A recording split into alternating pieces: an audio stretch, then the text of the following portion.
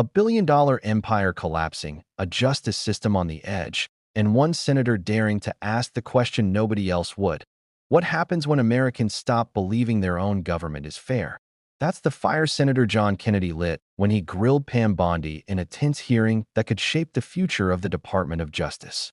And for the next few minutes, you're about to see how his words, mixed with the rise and fall of figures like Michael Avenatti and Sam Bankman-Fried, exposed something terrifying about the future of America's justice system. Kennedy didn't waste time. He didn't wrap his point in legal jargon. He started with something every American can understand: legitimacy. The idea that our system only works if people believe it's fair. He pressed Bondi again and again, asking if legitimacy matters, and each time she said yes. Senator Cruz would be next, but he's not here, so I call on Senator Kennedy. Thank you, Mr. Chairman. Ms. Bondi, welcome. Congratulations. Can we agree that legitimacy is important to America's criminal justice system? Yes, Senator. Can we agree that legitimacy is important to the Department of Justice, which in part administers our criminal justice system? Yes, Senator. And if Americans come to believe that our criminal justice system or our Department of Justice is acting illegitimately, that makes Americans less likely to accept the results of that system, does it not? Yes, Senator. And that makes Americans less likely to follow the substantive laws that we pass that are administered by the Department of Justice. Isn't that true? Yes, Senator. And if that happens, we have chaos, don't we? Chaos. And the social contract is breached, isn't it? Yes. Do you remember a person by the name of Michael Avenatti? Yes. Several years ago, he was a media star here in Washington. An attorney, correct? Yes. He was a media star. And many members of our media loved him because he persistently bashed Donald Trump. And he was on TV every day. He was on CNN more than Wolf Blitzer. Do you know where Mr. Avenatti is today? I believe he's sitting in prison, Senator. He's in jail because he was a crook. And the Department of Justice helped put him there, didn't it? Yes, Senator. Do you remember a gentleman by the name of Sam Bankman-Fried? Yes, Senator. Boy genius. So smart and so powerful that he thought he could command the tides. So smart and so powerful and so rich that he would go to meetings with serious people like Bill Clinton, like Tony Blair, looking like a slob, looking like a fourth runner-up to a John Belushi lookalike contest. And he thought it was cute. Where's Mr. Bankman-Fried today? I believe he is in prison, and I believe that's from the Netflix series I saw as well. Mm-hmm. Because he's a crook. And who helped put him there? The Department of Justice, Senator. Can we agree that there's some really, really good men and women at the Department of Justice? many, many great men and women in the Justice Department, as well, Senator, as all the law enforcement agencies that fall within the Department of Justice. They're out there risking their lives, especially the law enforcement officers, every single day. Can we agree, though, that there have been and may be today some bad people at the Department of Justice? Yes, Senator. We don't know for sure because for the last 4 years, the curtains there have been tightly drawn.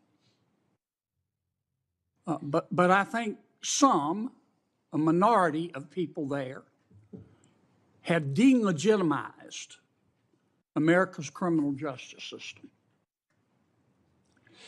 The most destabilizing act that I saw in the past 4 years, maybe in the history of the department, is when Attorney General Garland decided on the basis of dubious facts and untested legal theories to criminally prosecute a former president of the United States. And not only that, this is the special part. He decided to do it after the former president of the United States had announced that he was going to run against Attorney General Garland's boss, didn't he? Senator, are you referring to going after a political opponent? I think so. Now, this is one person's opinion. That kind of stupid takes a plan. And I say that because, number one, this is America. That had never happened before in America. That's the sort of thing that happens in a country whose Powerball jackpot is 287 chickens and a goat. It doesn't happen here.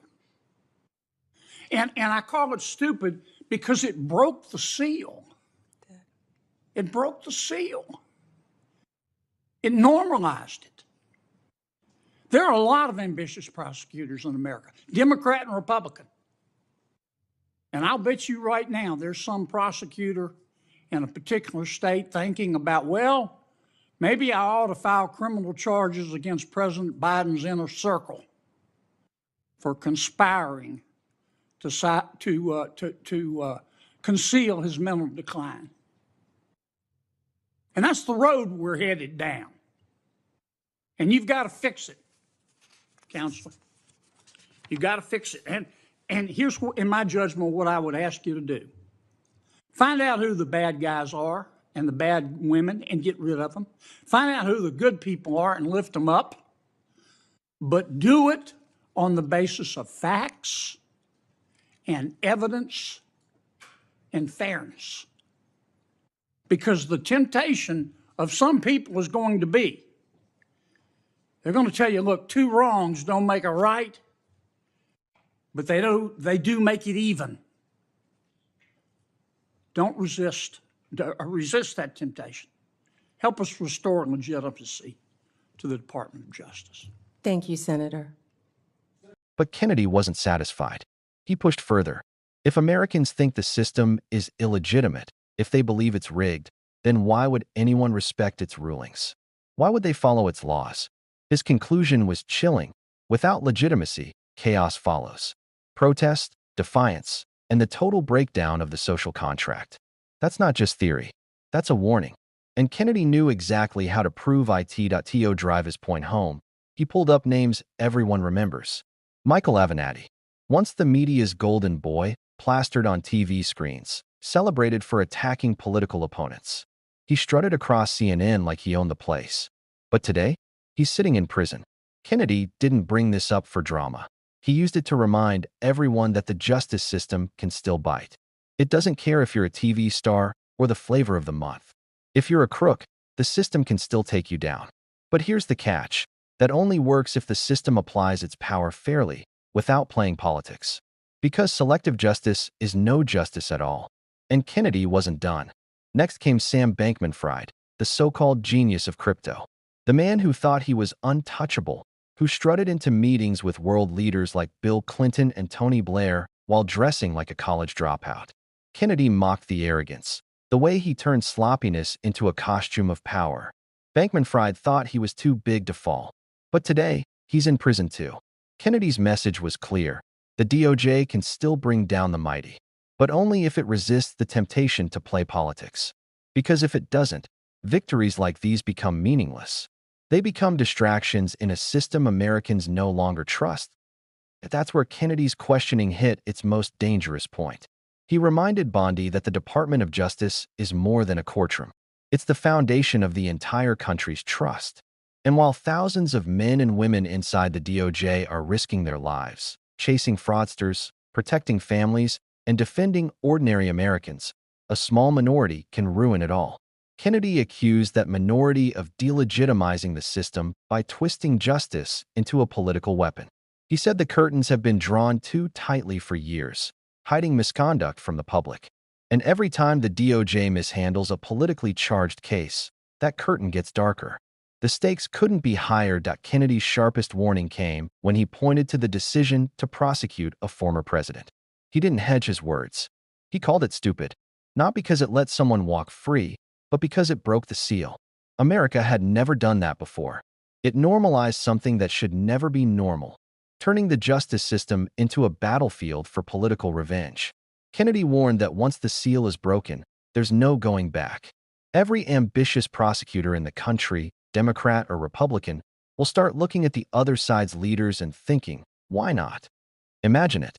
Every election season turning into a courtroom war, where losing power means facing charges from the other side. That's not accountability. That's chaos. And chaos is what Kennedy says is coming if we don't fix this. He painted a picture of what happens when prosecutors use their power for politics. It's not just one man or one party on trial. It's the system itself. Because when Americans believe justice is nothing more than a partisan game, they stop following it. They stop obeying laws. They see every trial as rigged and every verdict as fake. That's when the streets erupt. That's when democracy starts to crumble. And Kennedy's words made it clear. America is already walking that razor's edge. But Kennedy didn't just issue warnings. He offered Bondi a challenge.